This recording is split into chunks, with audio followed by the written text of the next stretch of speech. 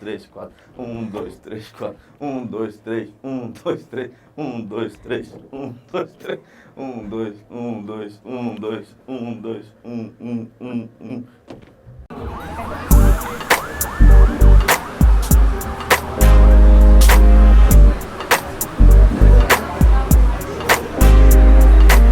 Uou! Bem-vindos ao Developers, o talk show da zoeira, do e-master e de todo mundo.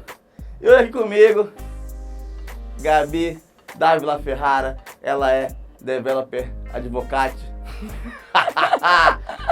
na Google.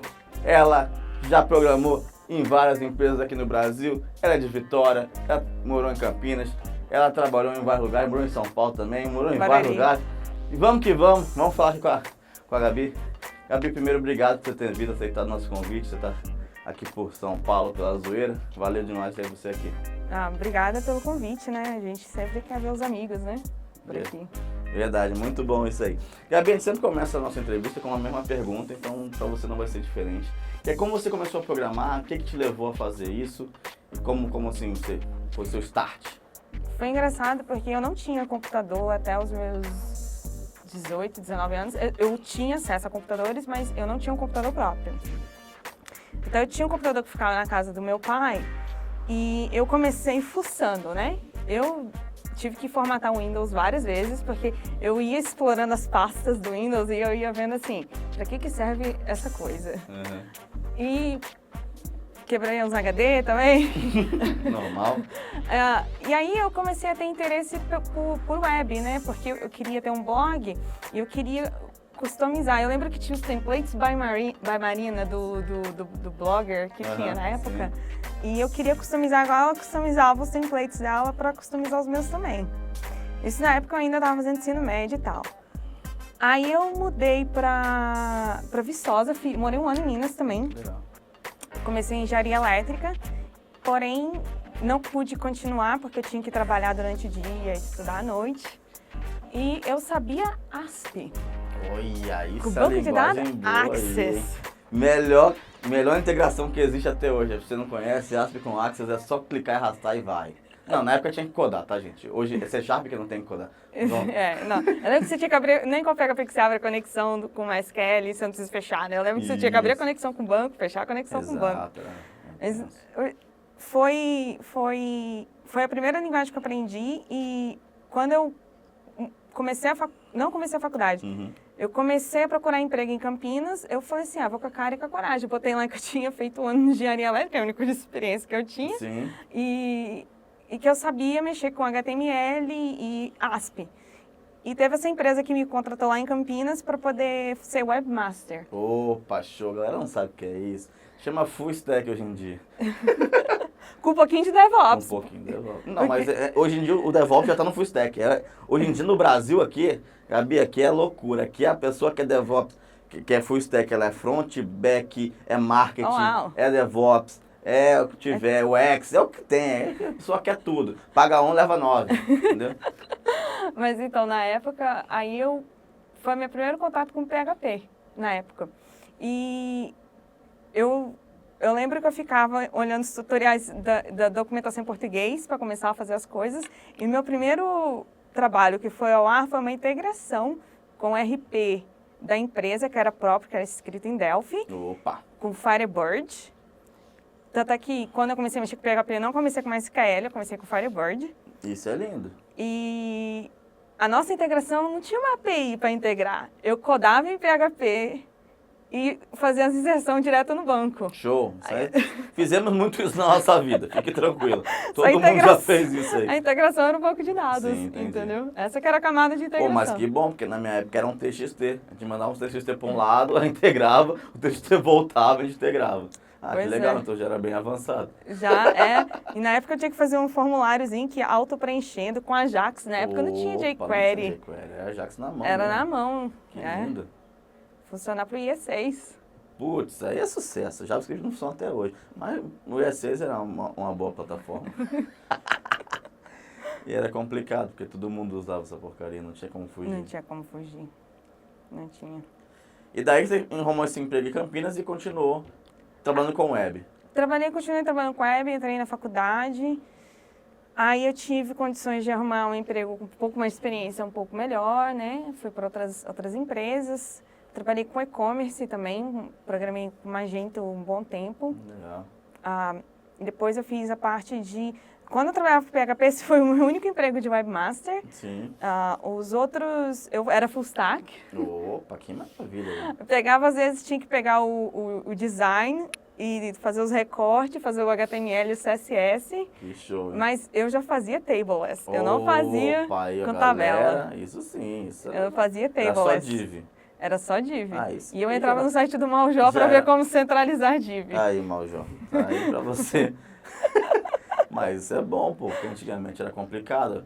Eu tenho aquele meu stand-up que eu mostro o table, como é que a gente fazia. Tipo, realmente era table, TR, TD, TD. Tabela dentro de tabela, né? Isso, era lindo demais. Agora não. Agora tem essa parte CSS3 que eu não sei nada, né?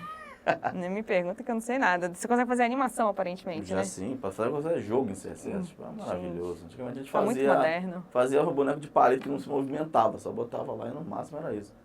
Muito Mas, moderno. E aí tu continuou trabalhando com web, tu foi pro e-commerce?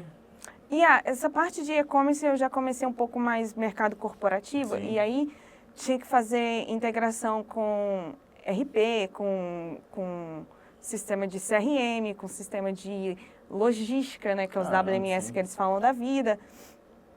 E aí, então, foi que eu comecei a me integrar um pouco mais com o banco de dados, entendeu? Uhum. E eu lembro até hoje a minha primeira experiência com MySQL. Na época era um 5.1, se eu não me engano, e o MyISON era o padrão, Sim, né? mas, E no Firebird você tem chave estrangeira, você tem generator, que é tipo autoincremento, mas um pouquinho mais sofisticado, né? E esses conceitos não tinha no MySQL, no MyISON. Eu falei assim, gente, como é que você faz chave estrangeira? Isso dá um banco de... Isso é um TXT melhorado, eu falava, entendeu? Pior que é. E se você mudasse, quebrava tudo, porque eu acho que o InnoDB era difícil de carregar na memória, tinha uns problemas muito loucos, era muito ruim.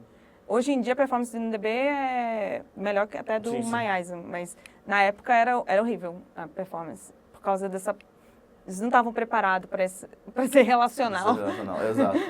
Era mais um aglomerado de tabela e taca aí. Exato. Caramba. E aí você se especializou um pouco mais em bancos. Isso, porque aí eu comecei a trabalhar um pouco mais com essa área que hoje a gente chama de ETL, né? Que é Extract, Transform e Load. Você pega o dado de um lugar e joga no outro, né?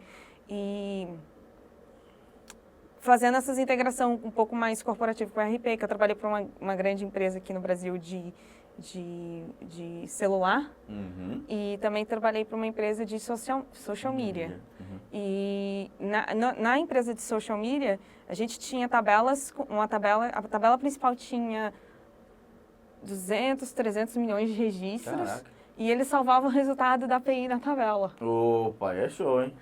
Em formato texto. Opa. Que aí ficava muito rápida a consulta, né? Sim, logicamente, dá um Não, mas aí a gente fez um trabalho muito legal de migrar essas coisas de fora do banco de dados. Então, eles viram o meu potencial com o banco de dados e me botaram para ser do time de dados da empresa. Eu ainda estava como Senior Software Engineer, mas focando nessa área de curar os dados da empresa, de fazer esse tipo de trabalho, entendeu? Da hora. Não sozinha, né? Tinha uma equipe toda trabalhando em conjunto.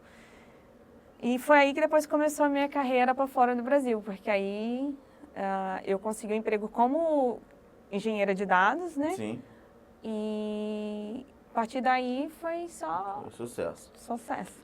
Aí nesse meio termo, tipo, eu sempre brinco com você, eu sempre brinco com a Gabi, porque eu falo pra ela que ela sempre palestra mais fora do Brasil do que no Brasil. Como começou essa parada de, vou começar a palestrar fora do Brasil?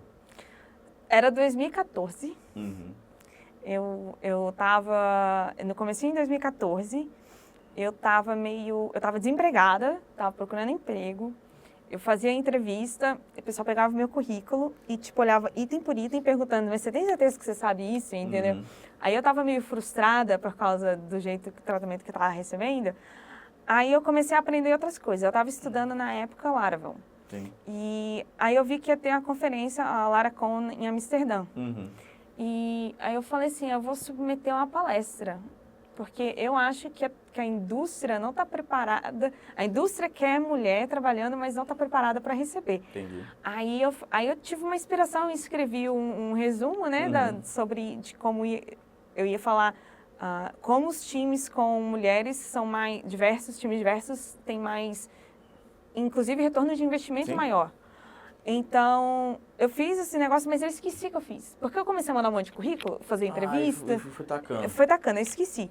Aí chegou em junho, porque a conferência era em agosto. Opa, show. Chegou em junho, veio o negócio. Você foi aceita para falar na Laracon da Europa. Eu não tinha dinheiro para pagar passagem, eu tinha dinheiro para pagar hotel, não tinha nada. Sim. Mas a conferência cobria, né? Pô, que legal. E aí eu falei, agora eu vou preparar minha palestra, né? Vamos lá, né? E era a minha primeira palestra que eu dei, foi em inglês, com o inglês mal quebrado. Mas tá lá no Join In, se você entrar no site, tem lá as avaliações do pessoal da palestra e tal. E engraçado que 2 anos depois eu voltei para dar palestra no mesmo evento, só que aí eu falei de MySQL. Aí teve uma pessoa que viu a mesma palestra, eu palestrando 2 vezes. Sim. E o comentário dessa pessoa é muito enriquecedor, porque ele fala que ele vê o quanto eu melhorei, tanto no inglês como também a parte de performance no palco, entendeu? Foi muito legal. Que da hora.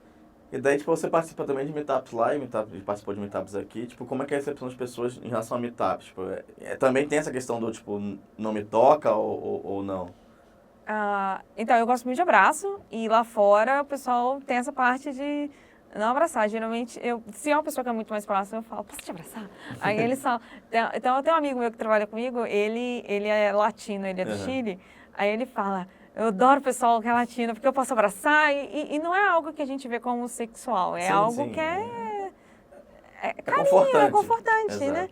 Mas lá fora, o que eu notei de diferente, aqui a gente geralmente começa conversando e tal, e tem uns breaks, aí tem o conteúdo que tem, depois o pessoal continua conversando, talvez lá por um restaurante, um bar, alguma coisa. Lá fora eles começam bem cedo, tipo 5 da tarde, 5:30 da tarde. Isso dos que eu vi. E assim, já começa com alguns tem em Singapura, por exemplo, o networking foi bastante longo, demorou umas 2 horas. Legal. E depois teve a palestra e acabou terminando tarde. Mas teve uns que eu vi nos Estados Unidos, na Holanda, por exemplo, que chegou... Já começou com o negócio e depois que foi o networking. Então, depende muito da cultura, da cultura e região, entendeu? Entendi. Pelo que eu vejo. E, Gabi, daí de tudo isso que você fez agora, você chega na Google. Tipo, como foi isso? Foi sorte. Foi na cagada. Muita sorte. Foi estar na hora certa no lugar certo. Eu dei uma palestra em 2017 na PHP World. E eu consegui bastante retweet. E eu falei, e na época eu não podia trabalhar, consegui a papelada que eu podia trabalhar antes da conferência. Então não adiantava eu procurar emprego antes, porque ninguém ia me me entrevistar, não tinha como trabalhar. Aí, quando eu consegui a papelada, aí eu tuitei, estou procurando um novo time para poder entrar. Aí o chefe do meu chefe viu o tweet e falou pro chefe do meu chefe, conversa com ela. Caraca. Aí foi assim que eu entrei no fluxo, né? Mas não quer dizer que estava garantido, nem nada. Foi entrando no fluxo, aí eu conversei com o pessoal, falei que eu tinha medo de fazer aquelas questões de quadro branco, que eu não era muito boa com algoritmo, entendeu? E aí eles falaram, não, estuda um pouco, entendeu? Você vai conseguir, entendeu? E o pessoal deu bastante força. O próprio pessoal do Google deu bastante força para eu tentar. E o meu marido também deu bastante força, porque ele também trabalhou como Developer Advocate antes de mim no Google, mas num setor diferente. E ele sempre falou, tenta. Aí eu falei, não vou tentar. Aí ele meio que me empurrou e falou assim, você vai fazer. Aí eu fiz, foi o dia inteiro de entrevista, mas foi um pouco, a ansiedade estava lá em cima, né? Então... o processo é um pouco puxado, mas valeu a pena. Foi quanto tempo? Para mim, durou um mês e meio. Legal. Pra mim foi rápido, Sim, sim. mas porque eu tinha recebi uma proposta de uma outra empresa e eles respeitam isso que eu achei da legal. hora. Respeitam o fato, eu sou o Google, tipo, não, essa pessoa tem uma proposta de uma empresa, não importa qual empresa, e a gente vai respeitar o prazo que ela tem e vai tentar fazer o processo seletivo nesse legal, prazo. legal. Isso que eu achei muito da hora, entendeu? Não achei, eles não foram soberbos, entendeu? Foram bem humildão nesse caso. Humildaço. E, tipo, mudou muito a cultura das empresas que você trabalhava pro que você tem hoje? Sim. Lá dentro, a gente tem bastante liberdade de expressão, de falar o que acha, o que está errado, entendeu? E tomar atitudes em cima disso para tentar melhorar o próprio ambiente de trabalho, entendeu? Sem medo de retaliação por parte da chefia, essa parte, entendeu? Então, eu acho que é uma coisa bem diferente, o pessoal bem unido, entendeu? Bem unido. E você se aporta a um escritório? Isso, eu trabalho de Nova York quando eu não estou no avião. Sim. Isso é no escritório de Nova York. Pô, que legal. E o seu trabalho lá é mais fora de lá? Tipo, é mais nos eventos? Como é que funciona isso? Então, eles dão bastante liberdade para escolher o que eu quero fazer. Ah, que massa. Eu faço... Tem gente que quase não faz evento, tem gente que só faz evento, tem gente que faz vídeo, bastante vídeo. Os próprios vídeos do canal do Google Cloud, você vai ver bastante o Reto e o Coach, que são dois caras maravilhosos, fazendo os vídeos do Google Cloud. Eles mesmos não fazem evento, entendeu? Entendi. O Reto escreveu o livro de Android, que tem, um dos primeiros livros de Android. Então, assim, blog post. Então, assim, você escolhe o que você quer fazer. Que legal. Tem as guidelines, né? Os guias para você seguir, do que você pode fazer, do que é os seus papel e responsabilidade. Mas enquanto você estiver fazendo algo que você gosta e que represente o Google de uma maneira positiva, tá tudo bem. Tá show. Tá show. A gente não tem que evangelizar as pessoas, Sim, entendeu? sim. Tanto é que eu dou minhas palestras de MySQL, eu falo, olha, a gente tem um produto, que é o MySQL dentro do Google, mas isso aqui funciona em qualquer versão, Sim. qualquer lugar. E o que eu estou falando aqui não é exclusivo do Google, entendeu? Então, tem coisas que o Google paga meu salário para palestrar, mas não necessariamente para fazer propaganda, entendeu? Entendi. O pessoal vai se quer. Você vai se quer. E aí, depois desse tempo todo que você ficou lá fora, mas você voltou para dar palestra no Brasil. Você foi lá, como é que tá a sua, seu retorno por pouco tempo e o que você viu de diferente na época que você foi e na época que você tá agora? Eu nunca tinha participado de nenhum DevFest, né? Eu vim aqui pro DevFest Maceió, a galera é muito legal. Um abraço pro Elísio e pro Gustavo. Legal. Pessoal, muito gente boa. E aqui a Thaísa me ajudou, falou, vem pra cá. Eu quase fui no de Manaus ao invés do de Campinas. Mas eu acho que é muito legal porque, diferente de dar aula, o pessoal fala, por que você não dá aula?